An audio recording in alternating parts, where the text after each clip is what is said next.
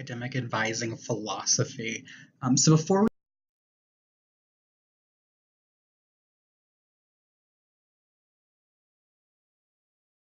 begin, I think it's important to kind of put it all out there and recognize my background and who I am, as that directly influences my experiences, as we learned from McEwen's reconceptualized model for multiple dimensions of identity.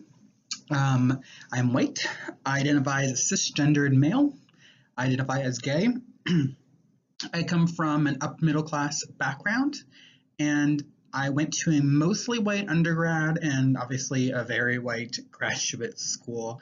I currently work in a very diverse public research institution in the outskirts of DC. So I want to thank Dr. Wendell for the above, but really one of the things to keep in mind with this presentation, as well as in my personal academic philosophy, is be kind and recognize your bias.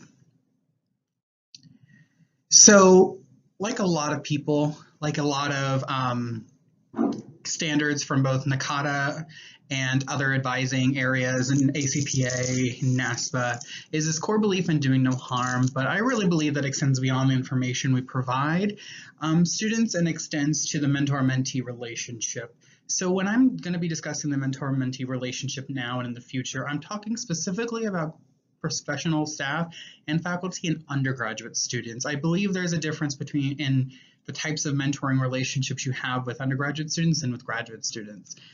So in this case, I mean, yes, of course, we want to provide correct information and the best information, but in the relationships we have, we want to make sure that we are setting them up for success. We're not guiding them to things that we would benefit from personally, and that we are trying to make sure that they still do make their own decisions while providing a guiding support and a guiding hand.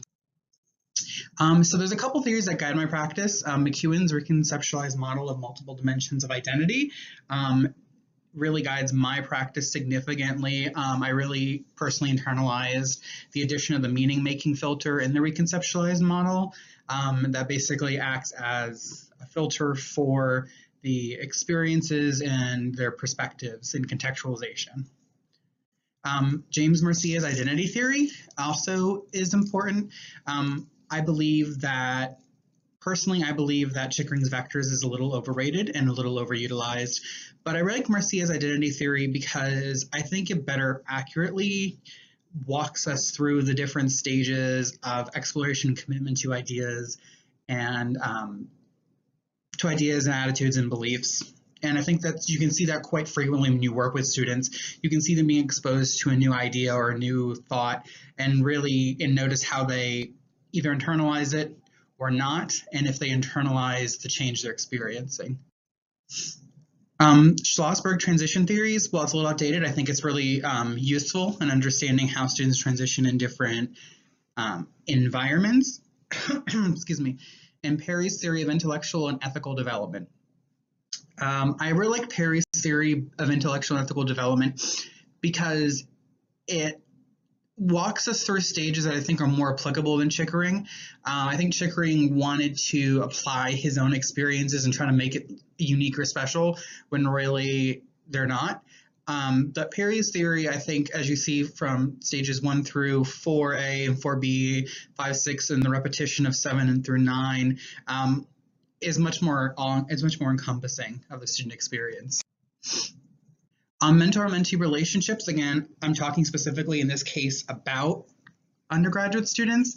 Their mentor-mentee relationships are really important for many students. Research shows that specifically when you're dealing with research, for example, having a faculty mentor and with an undergraduate student significantly helps their access to knowledge, their assimilation of that knowledge, but also their ability to feel supported and motivated and successful in their field. They also help in times of transition or when working through a problem. So whether they're moving from being a student to a full-time worker, they're entering school for the first time, or they're in kind of that murky middle sophomore slump area. There does need to be a respectful boundary between undergraduate students and advisors. There does need to be an area where we put up a fence and say, I'm not crossing this line. Third, I think that you need to also be warm and approachable. You can't build this barrier and not expect anyone to be able to cross it. You have to be there to be that person. You will have a crying student in your office sometimes. You need to be warm and appreciating of that. And lastly, you need to have a little bit of tough love. You need to be able to build those relationships and have that relationship with the students so you can look at them and say, hey, this major is not for you, or what are you thinking here? What really are you thinking here? Higher education, I believe, also needs to be equitable. Social status, financial ability, ethnic background, sexual orientation should not be considered when determining who gets access to educational tools and support. So the big thing right now is access in higher education. Make sure everyone has the tools and the ability to, walk through that door and take a class. We really need to be focusing on equity and equity within higher education, and that's separate from access. So I believe that equity within higher education goes beyond just making sure that everyone has a door to walk through. It's making sure that no matter who you are in your background and your identity, that you are given the same ability to be successful and given the same tools. And this is a little more theoretical, but I see it a lot in my current practice, where I'm making sure that students of color, for instance, are given the same time that white students are given when they're meeting with faculty. Don't let your aspirations cloud your advising. This is really important because we all strive for more, especially in higher education. There is usually not a lot of room for growth, especially in certain departments like residence life. I'm not saying this is the case with them here, but you need to make sure that you're striving for more. You're striving for the director role, that vice president role, that you're not putting those ambitions in the way of your students, that you're not putting them in harm's way. You're doing something to them that's going to be not beneficial for them. I also believe that learning is a collaborative experience. Academic advising, for instance, is often stuck in the middle between student affairs and academic affairs. Student affairs claims dominion on the learning of students outside of the classroom. They claim dominion on everything basically once they step outside the classroom, and they say that is where the real learning works. And academic affairs saying no, that other part is important, but they're really here to learn their field. And us as advisors are often stuck in the middle where we're trying to say, look, you're both important.